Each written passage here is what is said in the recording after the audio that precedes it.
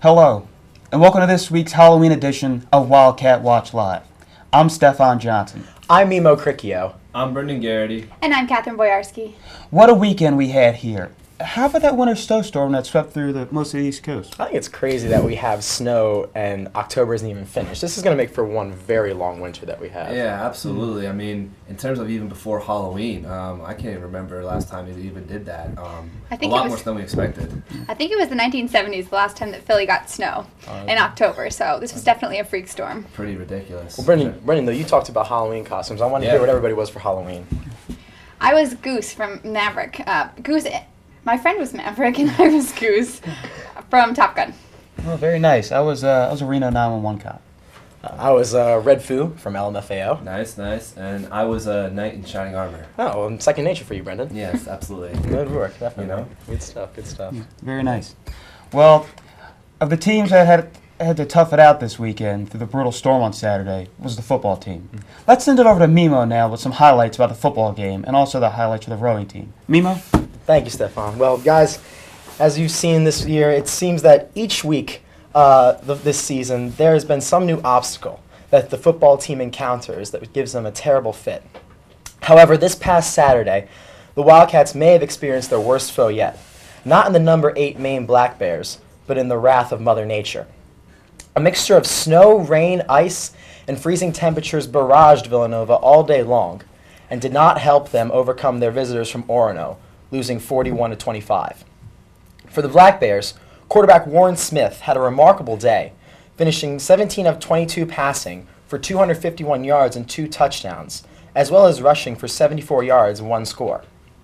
Running back Pushawn Brown finished with 75 yards on 18 carries and 2 rushing touchdowns, while wideout Maurice McDonald led all receivers with 8 catches for 96 yards, including a 33-yard strike from Smith to open the scoring 6 minutes into the first quarter.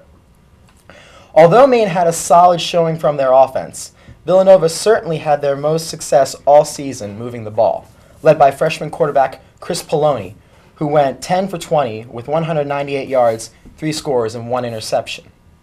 Redshirt freshman Austin Medley led all rushers on the day, breaking the century mark with 102 yards on 17 carries, including a 5-yard score that got the Wildcats on the board early in the second quarter. Junior wideout Dorian Wells didn't play too bad either. He was on the receiving end of a 60-yard bomb from Poloni that pulled Villanova within 2 scores late in the third quarter, and he would finish the day with 2 catches for 73 yards. Fellow senior Mikey Reynolds added 2 more scores with his receptions, while freshman tight end Ernest Petway caught 3 balls for 32 yards. These players all contributed to a season-best 405 yards of total offense for the Wildcats, while the defense forced 2 fumbles against the Maine offense. Unfortunately, Maine was able to jump out very quick to a 28-6 lead and never looked back. The win improves the Black Bears to 7-1 on the year, while dropping Villanova to 1-8. As for the rowing team, this past week they competed at the 47th annual Head of Charles Regatta in Cambridge, Massachusetts. While the Wildcats fielded only 2 boats in the historic race, they came away with fantastic results. The Women's Club 8's team finished with a time of 19 minutes and 2 seconds, which placed them 14th in a field of 28. Since they met the course's set required time, they have guaranteed themselves a spot in next year's event. In addition, the Women's Club 4's team placed 25th out of 45, completing their course with a time of 21 minutes and 10 seconds.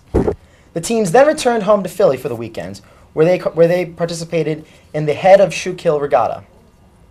Highlights included top 10 finishes in all women's events, notably a first-place finish in women's pairs.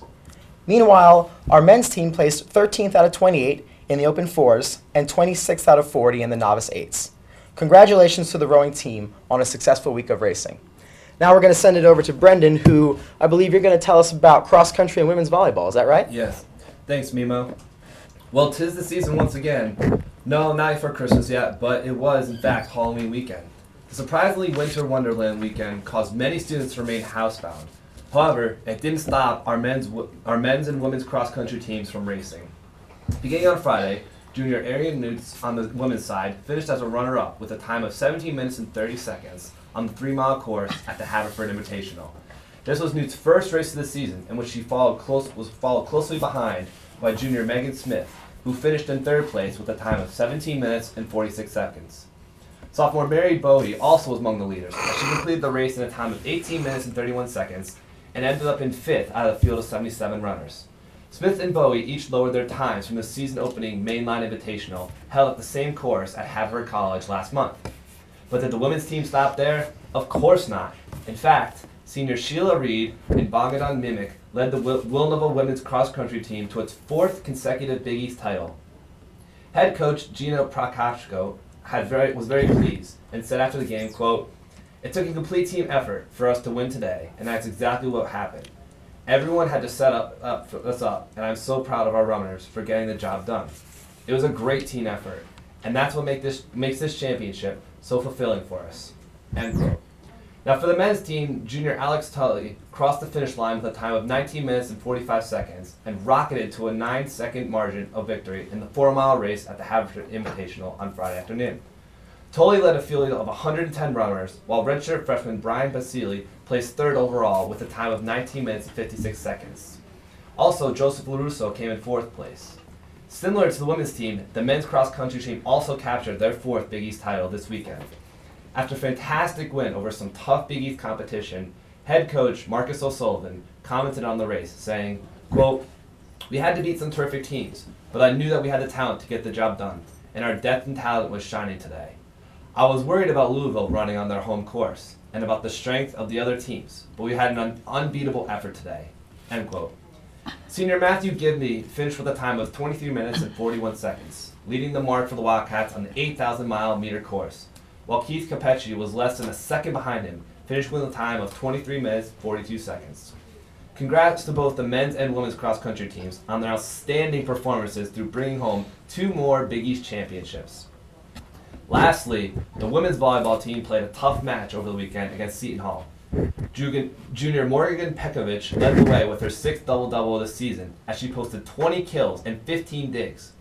Senior Maggie Mergen and sophomore Allison Williams each recorded 13 kills, while junior Krista Anderson was also in a double-figure kills with 11. Finally, senior Kim Maroon also had 38 digs in the final regular season battle.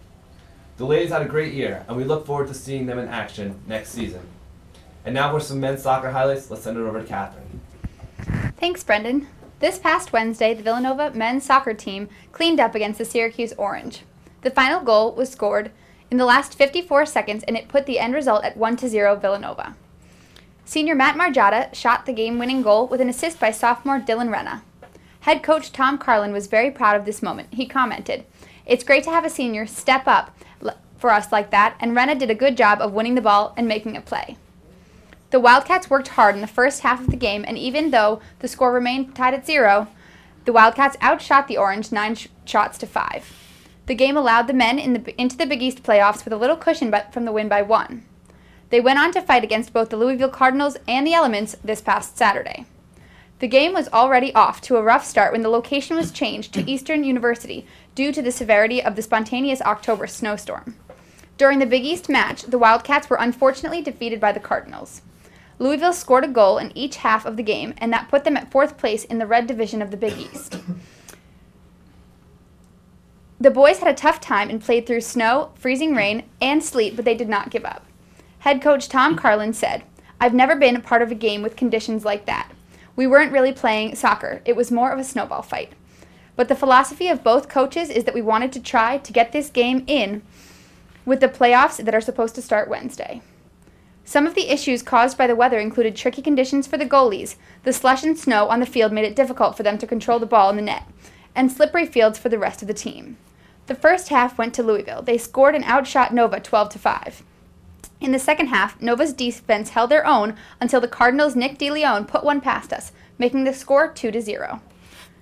This marked the end of the Cats' regular season with the final stats of 6-8-4 overall and 3-4-2 Big East. The playoffs are scheduled to begin Wednesday, but due to the unexpected weather, the date is subject to change. And now, over to Stefan. Thank you, Catherine. Here's a look at the upcoming games this week for our Wildcats. On Friday, November 4th, the women's volleyball team, which is coming off of a close 3-2 loss to Seton Hall, looks to rebound this week in Tampa as they take on the University of South Florida Bulls at 7 p.m. The Bulls, who are 5-9 on the season, are coming off of a 3-1 loss to Cincinnati. Expect for our Wildcats, despite being on the road, to give the Bulls all that they can handle. Also, the volleyball team will travel on Saturday to Fort Myers to take on the Eagles of Florida Gulf Coast. The Eagles are 13-10 and lost their most recent matchup against Stetson 3-2. Expect this to be an interesting matchup against our Wildcats. On Friday, November 5th, the football team, which is coming off of a tough loss in the Halloween weekend snowstorm against Maine, will travel to Amherst to play the Minutemen of the University of Massachusetts. The Minutemen have a record of 5-3 and are coming off of a 28-7 win against Richmond, but look for our Wildcats to pull off the upset on the road. Also on Friday, the field hockey team travels to play Syracuse to begin the Big East tournament at 3 p.m. The field hockey team just wrapped up the regular season with an 8-10 record. In their last game of the season, they defeated Columbia in a 1-0 shutout victory. If our Wildcats advance to the Big East Finals, they'll play the next day, Sunday, November 5th, in the championship. Well, that'll do it for this week's edition of Wildcat Watch Live. For Catherine, Brendan, and Mimo, I'm Stefan Johnson. Have a good Halloween, and remember, stay Wildcats.